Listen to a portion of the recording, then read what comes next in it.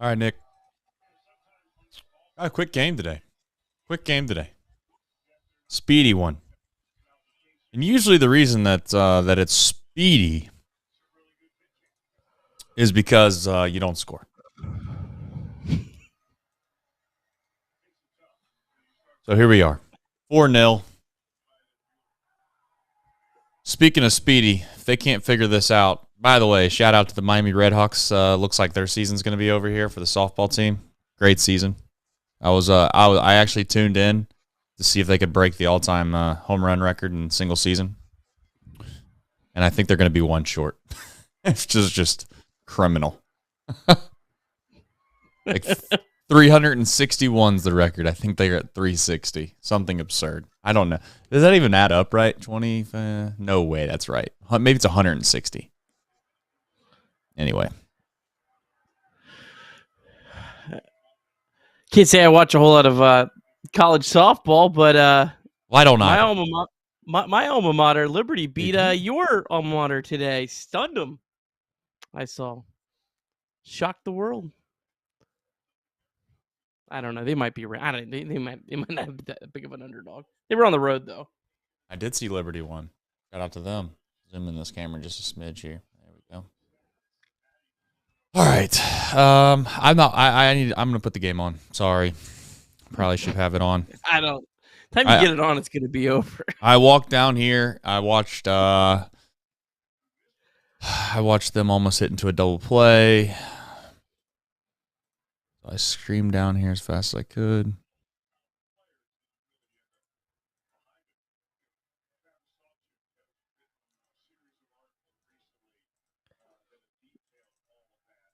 Well, for sports fans, though, we do have 2 Game 7s tomorrow, I think. Okay. And I mean, I know most people don't care, but there's a major golf championship with a lot of kind of what we would call superstar names at the top of the leaderboard. So there's that. So many bets. I don't even know what I have betting on tomorrow. I'm gonna turn my light on. I'm gonna try to actually look good. Last night, I looked like I was in the Blair Witch Project.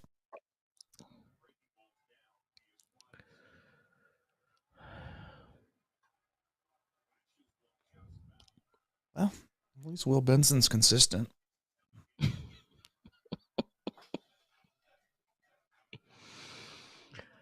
Oh.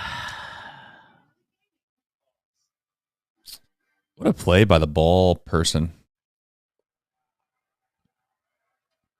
I just made an in-flight adjustment on that, by the way. I didn't know if it was a girl. I think it is Is it a girl? A lady. So good adjustment. Good All save. girl? Yeah. Well, Ellie's getting his swings in, boy. Nice. 2 back-to-back plays.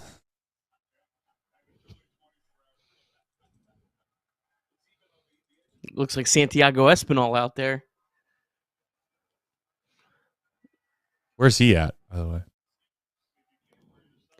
Got a day off. Day off. Yeah. Day off. Get India's bat in the lineup.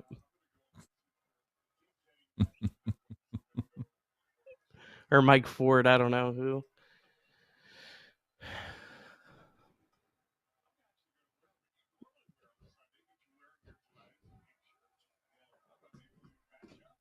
I have something to say, but it's like the only thing I have to say, so I'm just going to save it for You got to save it. I agree with you.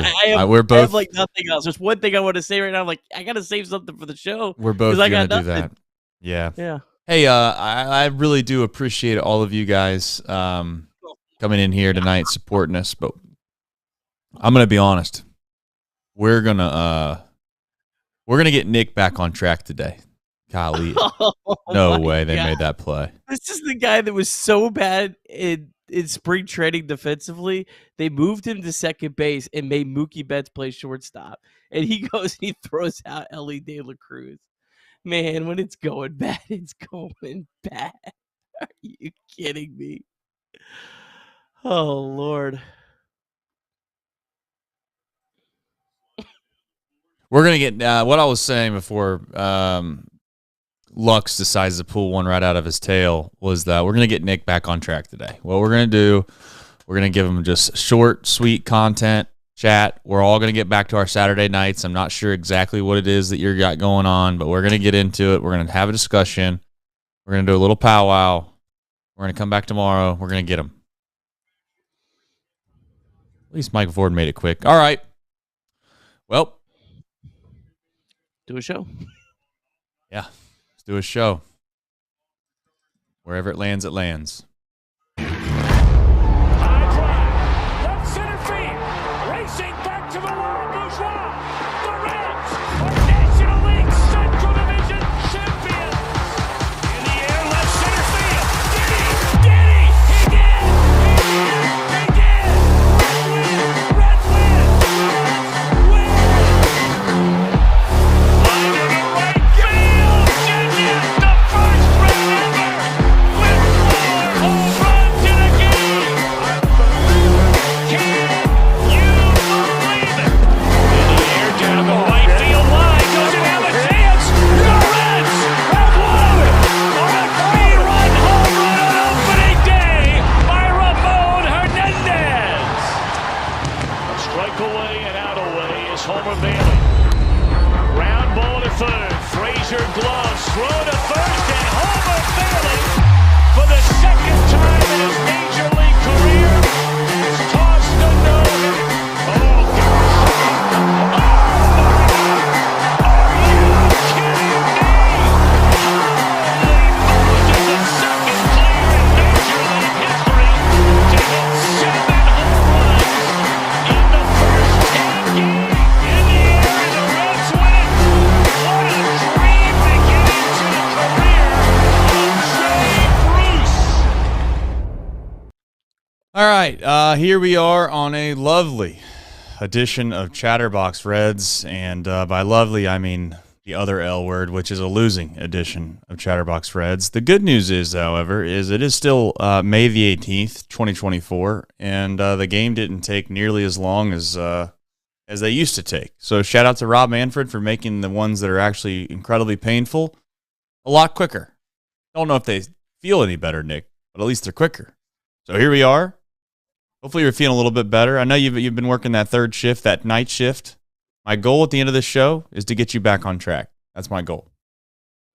Yeah, I think I got to bed about 4 last night, so that was a big improvement. So I think we're feeling pretty good today. Got a nice little nap. Shout out to my mother-in-law, came over, took the big kids for a couple hours, so we're okay. We're back in business. It always helps. It always helps. You know who else needs help is all of us, really. We all need help because ultimately at the end of the day, this Reds team, they're struggling. I'm sure we'll talk about a few things, but listen, this is one of those shows where, at least for me personally, there's really not a lot to say, and I'm going to let Nick do the box score recap. We're going to try to do our best to muster up some somewhat of intelligent thoughts, but it does feel like we're all looking around trying to figure out how to sell the same product over and over and over again when everybody's got plentiful of them, and you're just like, well, how can we spin it this time? Anyway, Nick, box score recap. All right, Graham Ashcraft gave up 3 runs over 5 innings, took Ashcraft 106 pitches to get through 5, but none of that really mattered because Lexington, Kentucky native Walker Buehler threw an absolute gem, 6 innings, 3 hits, no runs, no walks, 7 strikeouts. The highlights from the Reds offense consisted of Jacob Hurtubise getting his first major league hit. The Reds only had 1 runner in scoring position the entire game.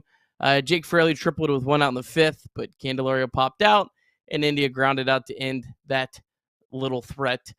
Carson Spires pitched pretty well, got the Reds through 3 innings. The only run he gave up was on a check swing RBI single to Teoscar Hernandez in the 8th that made it 4-0. Reds lose 4-0. Reds down 19-27 on the season. Reds shut out for the 4th time this season. Reds have lost 14 of 17. Reds now a game and a half behind the Cardinals for last place. Reds will try to avoid a 7th straight series loss tomorrow. And here we go. Back to this. The old deep drive of the day. Sponsored by DSC. We got to go to the Arizona Complex League. Oh my gosh, the depths of hell we are in. Sammy Stafura. If you've never heard of him, there's a reason why. It's because he's wearing number 97 in the Arizona Complex League. Congratulations to Sammy. That is the deep drive of the day. You don't know how far he hit it. You don't know how far it went. You don't know anything about it because why? Well, the Reds don't have StatCasts at the complex. Why would they? No reason to. Anyway, DSC, we love them still. They are a leader in renewable commodities for biofuel production, specializing in used cooking oil collection, aggregation, and sales. Visit www.deepsouthcommodities for more information. And as always, thanks to John and his team. So, yeah, where we're at. That's where we are at. I'm trying my best. I'm trying my best just to tell myself that this is A-okay. And I know it's not. So, yep. I don't know. We got Bueller today. I think that's being very nice to Bueller. Bueller. More like, where's this offense, you know? That's more or less what we should be talking about. But, yeah, if we want to... And you know what? That's a good headline. But, you know, it's like... if you went out there, would it be Kirby'd? If you shoved it down their face? Just wondering. You know, I used to be the guy that made fun of everybody talking about the hitting coach, this, that, and the other. I mean, I watch this another week, and you guys do whatever you want. Fire whoever you need to fire. I don't even care. Besides David Bell, I got something about David Bell I want to keep around. But if you want to have a what do they call those, scapegoats? I think, Nick, you need to have a scapegoat. Go ahead, let the hitting coach get an early vacation. So. Do you think it's as much as Bueller, as much as just this team? Sometimes they're lost in the sauce. I don't know. I think it's probably a combination. I mean, Walker Buehler's a really good pitcher. He was due for a good outing. His first two coming back off Tommy John, he got absolutely rocked. So when you look at someone like that, you're like, yeah, he's probably due to pitch better. I did think the Reds had been playing a little better offensively of late. You look at their last. Yeah, and I mean it's not a high bar. I'm not trying to say the bar's high, but look at their last however many games they've scored 4 runs, 1 run, 5 runs, 6 runs, 1 run, 7 runs, 3 runs. So they were playing a little bit better offensively, but nonetheless, This is the 12th game this season, Trace, that the Reds have scored 1 run or less.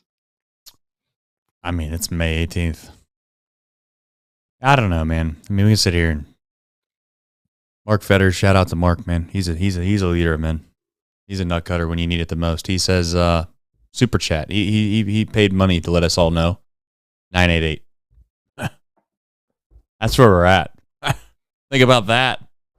Season's going so bad, we got people super chatting the 988 hotline. I don't know what to say. I really don't know. I really don't know what to say. I mean, let's talk about Spencer Steer for a second. I don't know what's on the rundown of the back half, but I know one thing. Jonathan India. We'll talk about him in a second, I'm sure. It's like, this was the worst nightmare. In a way. Like, it could get worse. I just want to be very clear. It could get worse. And the worse, by getting worse, injuries could happen to very important players. That is the worst. But having said that, when you go through the list of names this season, of all the guys that we were hoping to see have productive seasons, we're almost over, Nick. Like, we're almost over. Don't know if you know that. Don't know if you've kept track of that. But we're damn close to over. You take Elly De La Cruz out, probably over. I don't think we were really banking that much on Tyler Stevenson. Yeah, no. Tyler Stevenson, I don't think was one of the guys that we came into this into the season that was like, oh man, we got to kind of figure out what we got with Tyler Stevenson. We said that about CES. We said that about Will Benson. We said that about TJ Friedl. We said that about Noelvi Marte. We said that about Matt McClain. We said that about Spencer Steer. And maybe you could say we said that about Hunter Green. So I guess we want to give us a 1 there. We could give us a 1. That's the facts, though. I mean, we can sit here and talk to our blue in the face. But if you think of it like that, Not one of those guys have exceeded expectations. Period. That's a damn shame. Spencer Steer, I don't know. Again, these guys are going to go through sophomore slumps. I do like Steer's approach more times than not. I'm not gonna sit here and act like him and Will Benson are the same because I don't think that they are. But do you have anything to add on Spencer? Struggling. Yeah, over 18, over 19, something like that. His last however many. His OPS is down to 706 after a super hot start. I mean, he had OPS like what 1200. 1200. And I think 2 weeks of the season, something like that. He had like 3 or 4 games when he got hot again, but before the 3 or 4 games that he got hot, he was like 0 for or 1 for his last 21 or something. Got hot for 2 or 3 games, and now he's 0 for his last 18. I'm sure in his last like 50 at bats, he's got like 4 hits. Yeah, it's been tough sledding for Steer. I personally am not worried about Steer based on my expectations for Steer, but my expectations for Steer were a lot lower than a lot of this fan base. I think I said at one point this off season, back when there was so many other players in the Reds organization that were available to play.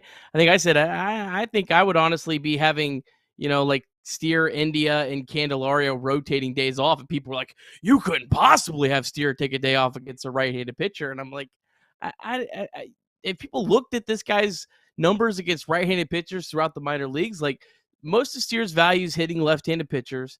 And I think you're hoping he could probably be about an average hitter against right-handed pitching. The problem is Spencer Steer is your cleanup hitter or your number 3 hitter, or he's one of your focal points.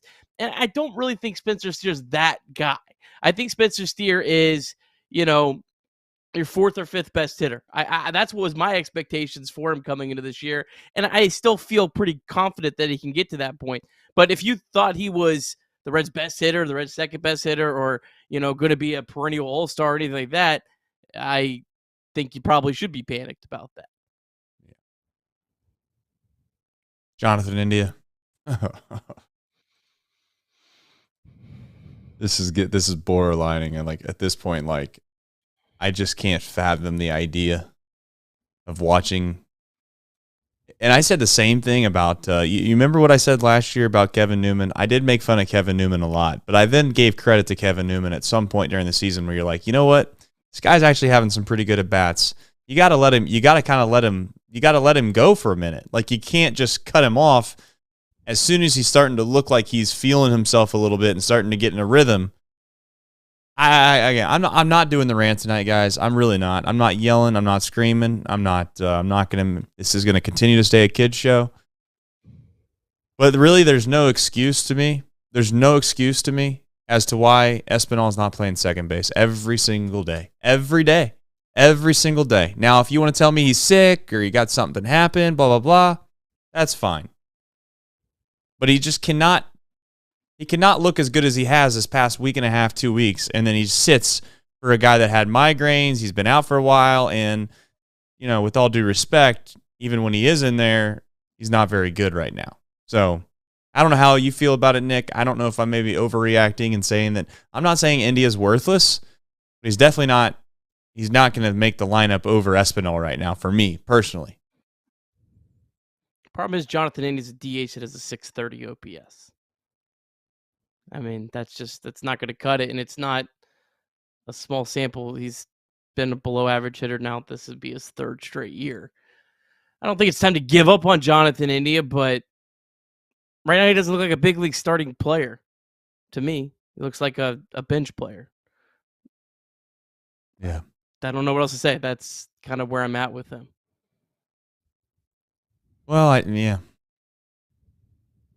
That's what I mean about this team. That's what's kind of I really do think at some point when we have a really good ball club, and I know people will laugh and snicker and make fun of us for saying that, like at some point when this team you'd like to think gets lucky. If you want to hate on the organization, okay, maybe they'll get lucky one season and accidentally have a bunch of good players then. Or maybe you believe in the organization and they successfully master plan a design of how to get great players in there and it works to perfection and they have a great team. I don't care how they get a great team.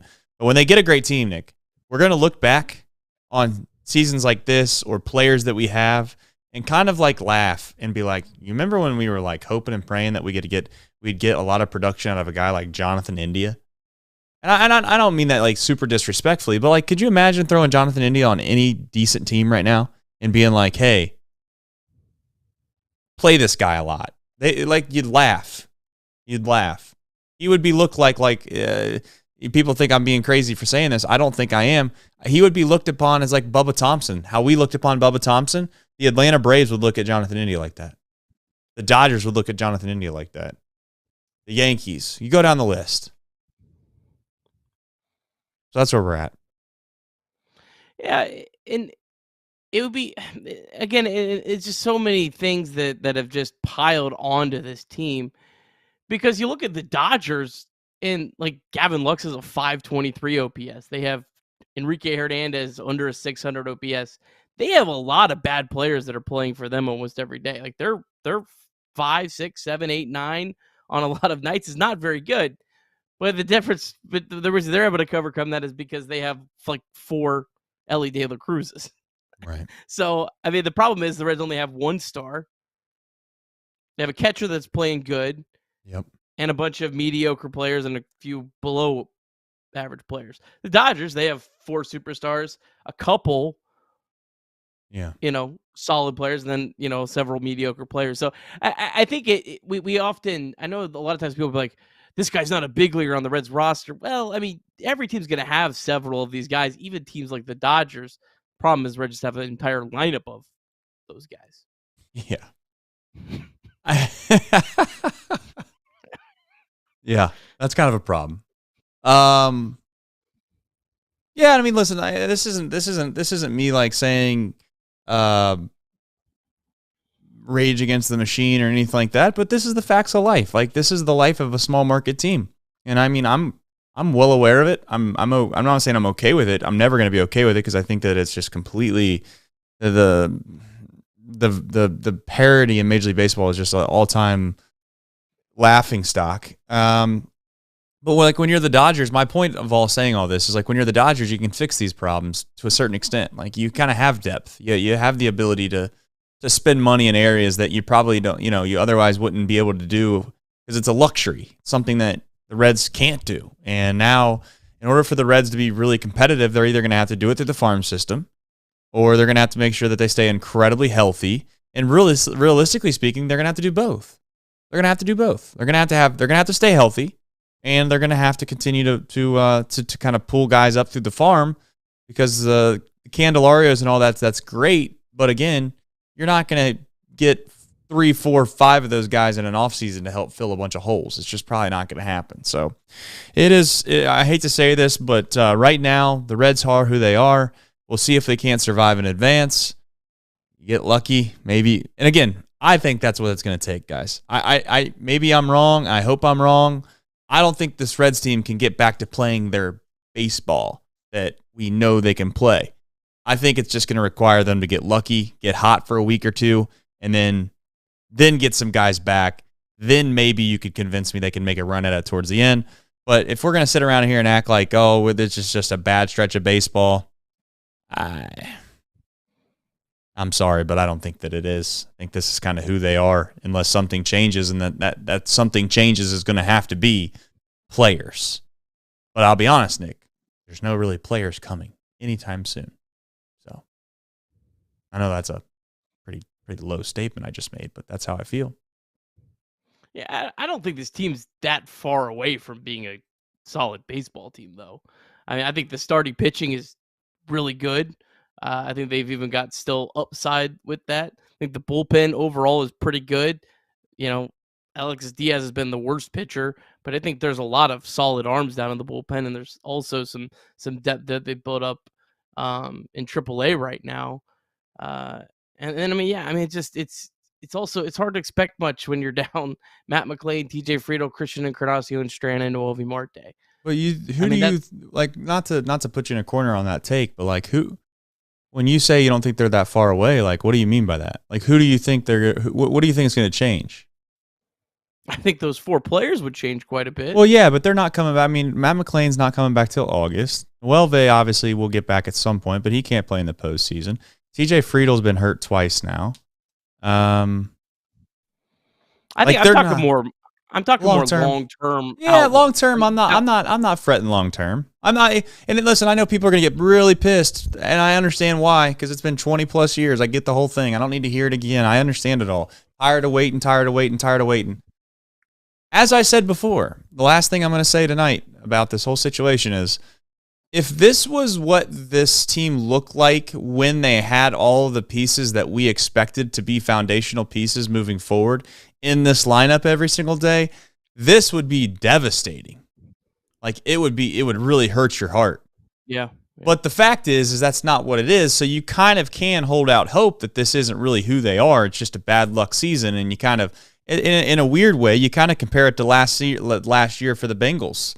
Like, you come into this season as a Bengals fan, and you probably have still high expectations. You feel good.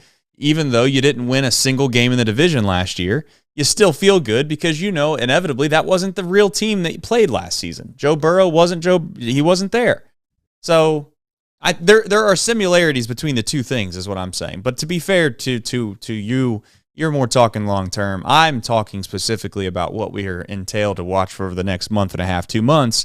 And they're not good. I don't think they're very good. And I don't think that's a hot take. I think that's just being realistic and honest, because they don't have enough big league players on this team to survive and advance. Now, maybe they'll get lucky.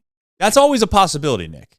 People think they could get lucky and Jacob Hurtubise play like Aquino for a month and a half when he first came up, or whoever else. I mean, it's possible, but it's not probable. So, anyway, you want to talk about anything else? Go ahead. Yeah, I think this team will get hot at some point this year. It's just now it's the concern is probably going to be too little too late if you're being realistic. But I mean, I think this team is going to get hot, especially when they get some of their players back at some point and the schedule lightens up. The Reds have played a brutal schedule, and you cannot use that as a giant excuse. I mean, you're 19-27. That's pretty bad, but the schedule is a big part of that. It's all pieces together. It's the injuries. Maybe it's not having enough depth offensively to survive the injuries. It's playing a tough schedule. It's all of these things compounded. It's not one thing that you can say, well, if they had just done this, correct, everything would be perfectly fine right now. It's a multitude of things that are why we're at where we're at right now. I agree. I do think that there's little to nothing that Nick Krall could have done to fix the problems that happened this year. I do believe that. I think that they tried to patch the Band-Aid when they knew McLean went down, but then when Marte obviously leaves the pack as well, and you find yourself in a position where now hopefully Nick Lodolo gets back. But my point, we do this thing every single night. I'm not going to do it again. They're not good right now, and that's the facts. Are they going to be terrible long term because of what we're watching right now? No, I don't think so. Unfortunately, and the other thing too, I want to address something really quickly. People in the chat, I understand people are upset, but let's not act like last year they made a mistake either. Okay, come on. It's so tired. It's so tiring to always hear about oh, well, they could have made a push last year. Okay, they could. What did you want them to do? They're all the guys that we were begging and hoping for to go out and sign or trade for. From a starting pitching perspective, literally almost none of them pitched well the whole rest of the season. I think it was Verlander's one of the ones that actually did, and I think literally that's it. The rest of them were terrible. Lorenzen threw a no hitter, his first time out. Did you see what Lorenzen did the rest of the season? He was horrific. So don't bring his name up.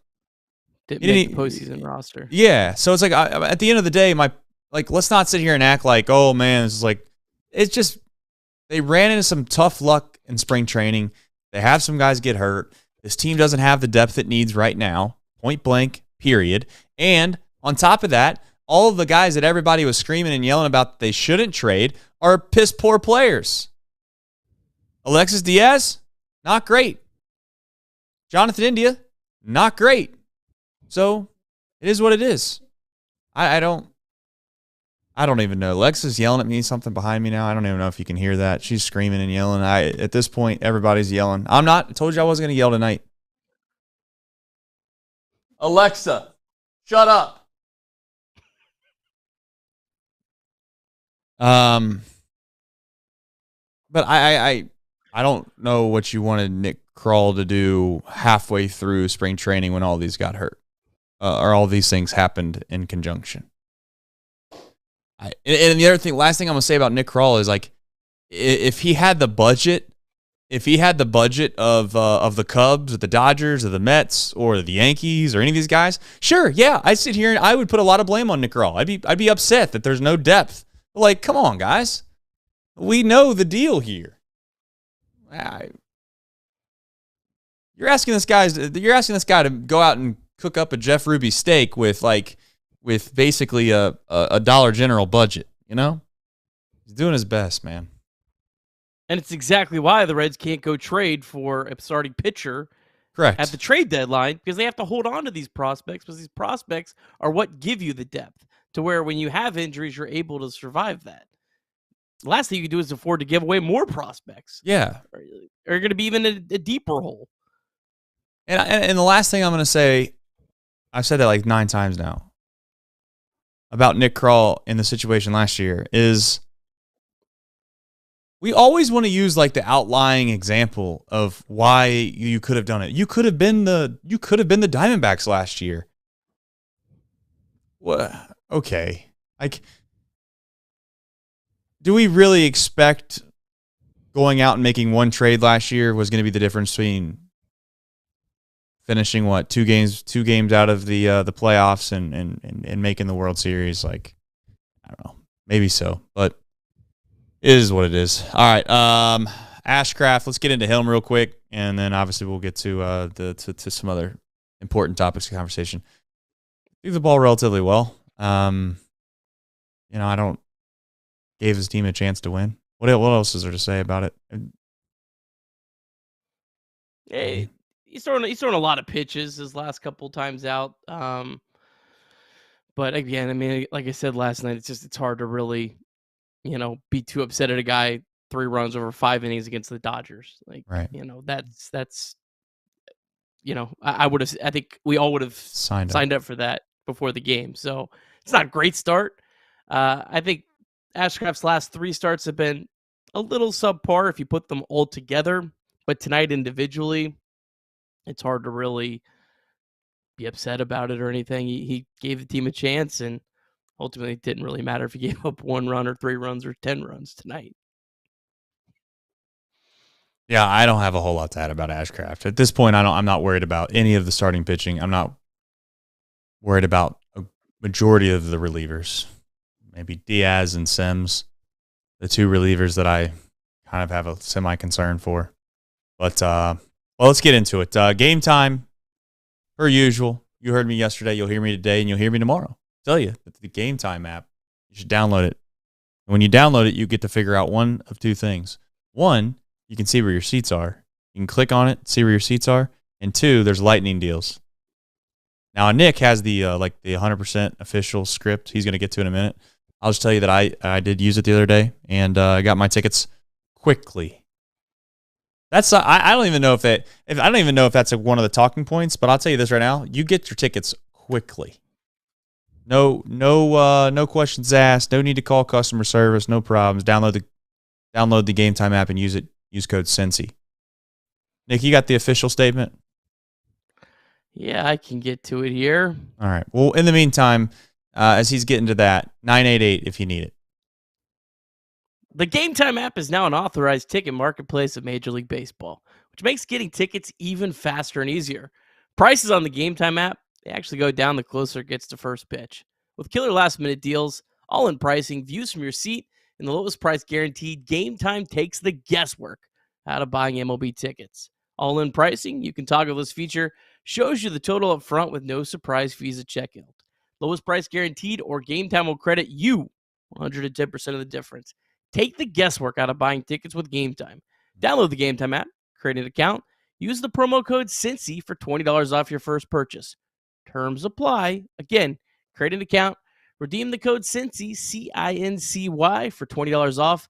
Download the Game Time app today. Last minute tickets, lowest price guaranteed. Big Red Machine. He comes in with a super chat, said, if the Rockies can go on a 7-game winning streak, so can the Reds. Someone said it would be good at least split with the Dodgers. We're simply missing the entire core of the team. Yeah, I mean, kind of a problem. We're missing the team. And in order to win games, you got to have a team. Now, I think this is where me and you differ opinions a little bit right now. And maybe it's because I'm too impatient and you are patient, which patience is a very good thing. I think at some point that we can't look at these series and say, well, they're a good team, we got to split with them or whatever. You know, it's like we got to. One of the ways we can get back into this is start to do things that we shouldn't do. And that is to sweep teams or take 3 or 4 from teams that are very, very good. And so the splitting game at this point, I don't believe in, but I understand the concept. I just don't know. Where are you at with that mindset, I guess? I mean, I'm a little bit of both with you. I mean, I think overall, if you look at it just on a level of just the surface level, the Reds' last 3 series, if they're able to find a way to win tomorrow, isn't really all that bad. I mean, you know, you go to San Francisco, you lose 2 or 3. Go to Arizona, you lose 2 or 3. You split with the Dodgers, and you were competitive in almost all those games. I think just that stretch is fine, but obviously you lost 8 games in a row before that, which is what makes it kind of a dire situation. So while I don't necessarily think like, oh, you have to win this next series or you have to win this, I think overall you have to continue to, you know, like split with the Dodgers should be like your goal immediately. And I don't know, your goal should be to win every day, but nonetheless, in terms of just like looking at it at the view here, but at some point the Reds are going to need an 8 out of 10, a 12 out of 15 stretch. Now, when is it going to happen? I don't know. You can't predict something like that.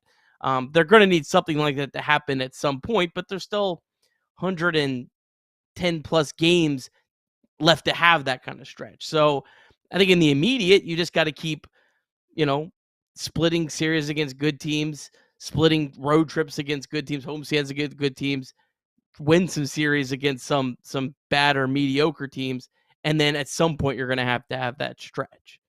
I don't know. Does that make sense? Yeah, I get what you're saying. I don't think anyone's going to buy it that has brain cells, but I do understand the concept. And I think the reason is because they've just dug themselves too big of a hole now to sit here and to play the game of, well, let's just survive and advance over the next whatever it is, 20, 25 days of splitting series and things of that nature. They sit now in last place. They sit in last place. So it's one of those things to look at the wild card and look at the standings and say, well, you're only 3.5, 4 back. Okay, you're 3.5, 4 back, and there's like 10 teams in front of you. Like that's not really a true 3.5, 4 back. So, you know, we'll see what happens. You know, I'm not going to hold my breath, to be honest, but as I said before, we'll be here. We'll do it. I'm going to try to be as negative as maybe I want to be right now. But I do want to remind everybody there is 2 Game 7s tomorrow, and there's a major championship in golf, so sports still happen. Jacob Hurtubise, good story. Glad to see he got his first hit. Glad to see they got him the ball. That's all I got.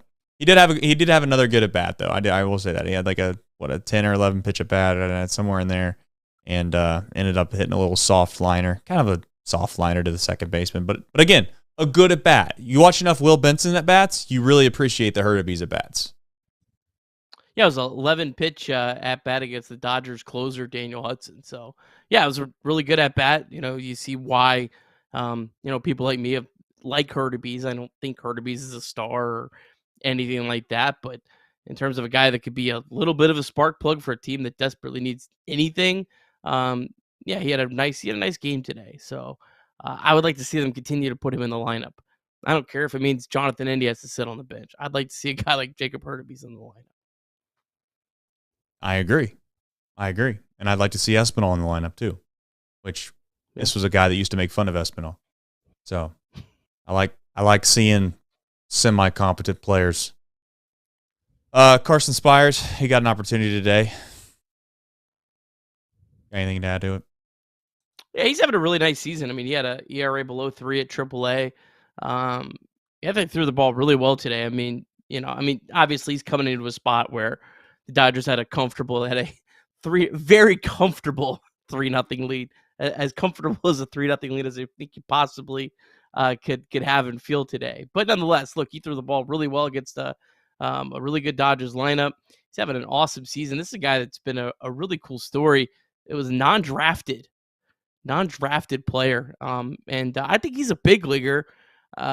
It's just funny because a guy like Carson Spires like deserves to be on the Reds roster, but the Reds kind of have a little bit of an excess of pitching, Right. whereas the Reds on the offensive side have like 3 or 4 guys that have no business being on this roster. Yeah, it kind of reminds me of being like a really good first base prospect the last 10 years in this organization. It's like, you're a great first baseman, but we already got a first baseman. Could you play another position possibly?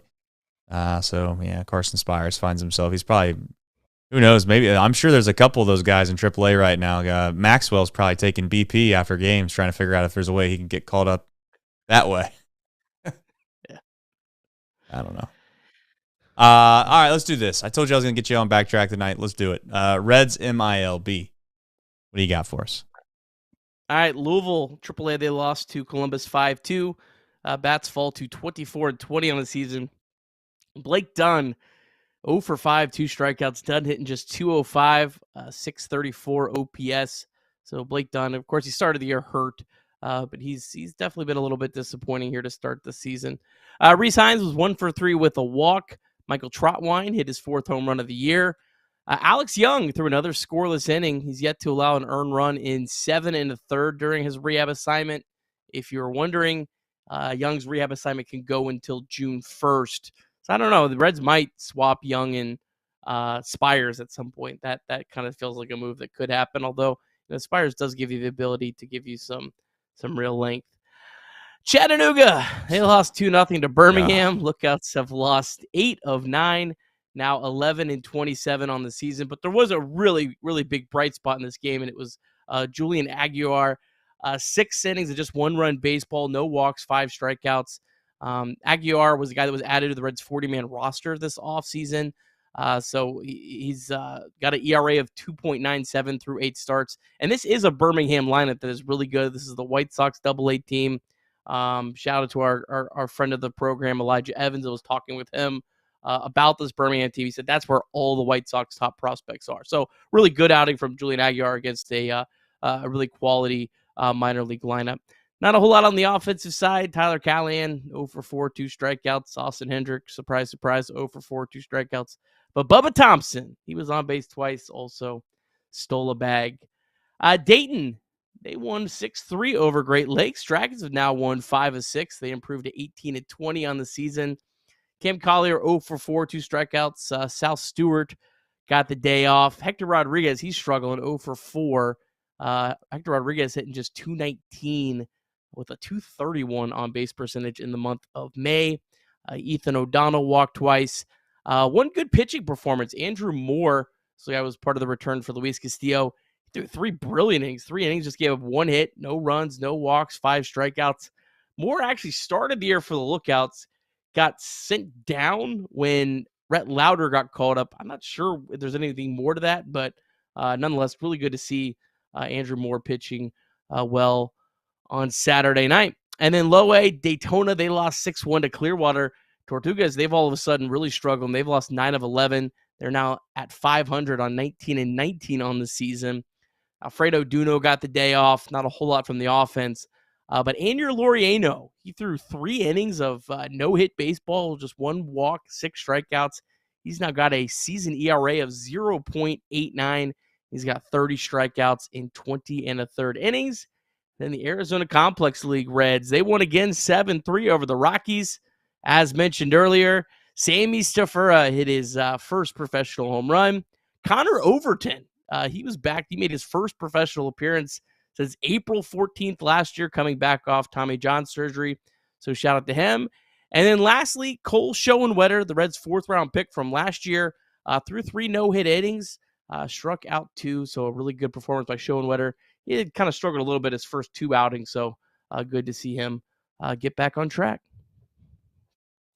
Austin Hendrick, 119 at bats. 21 hits. How many RBIs do you think this guy has? Not a lot, because there's not a whole lot of people that even get on base in front of him for the 6 times he actually could drive in a run. He has single digits. 9. 4. Can you imagine? Can you imagine 4. having 4 RBIs? Just send him down. Just send him to the Y'alls. Send him to the Y'alls. And the ask complex. Ask the Y'all. No, we're gonna send him to the Y'alls. We're gonna ask the Y'alls if they'll do some promotional things for the Reds. Like maybe they'll promote the Reds bobbleheads or something like that.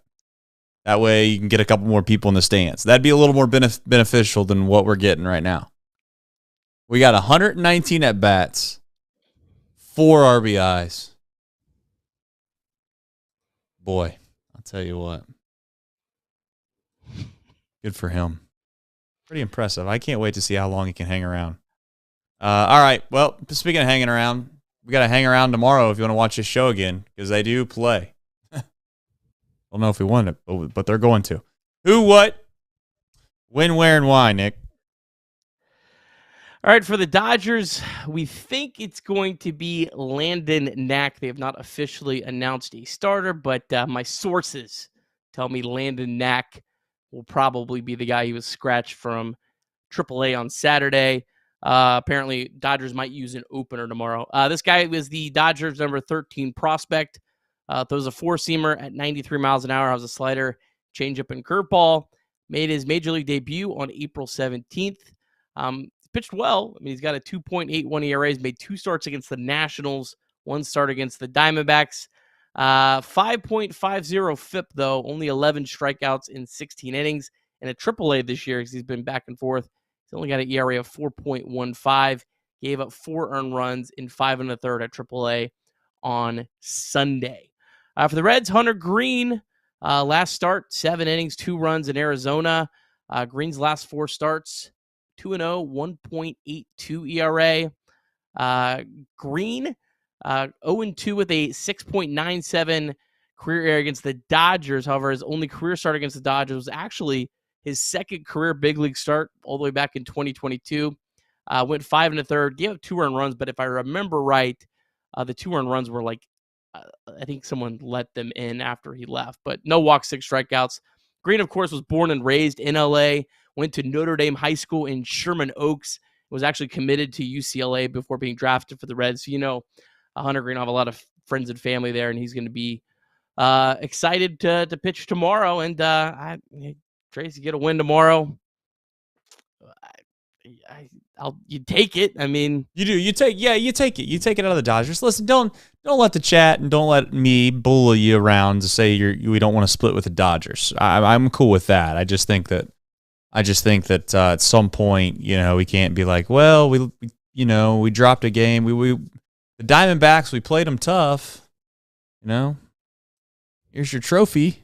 Here's your pat on the back, little Johnny. Glad Jonathan India. Glad you got a hit today. You did good, son. Here's your ice cream. I don't know. And I'm not.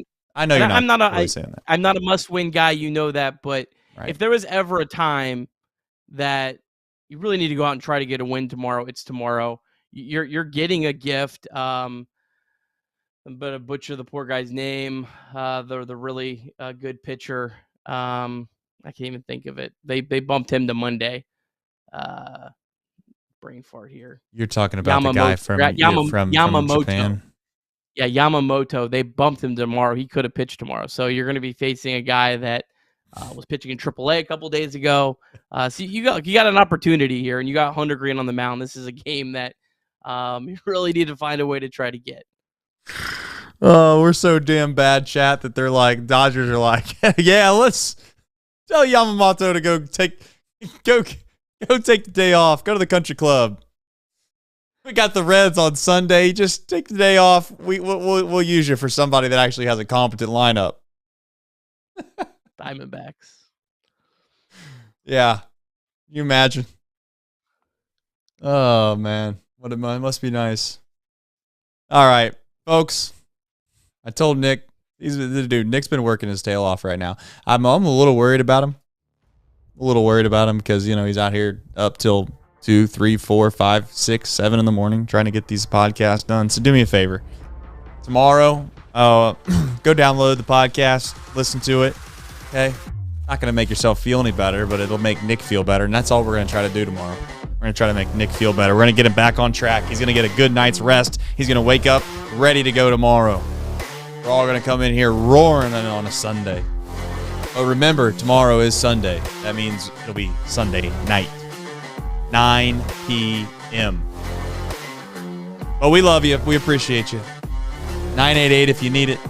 This is basically a therapy session at this point for all of us. But we still love them. There's still our Red Legs. And boy, I guess I'm just going to have to like them until I die, win or lose. Take care. We'll see you tomorrow. Enjoy the rest of your Saturday night.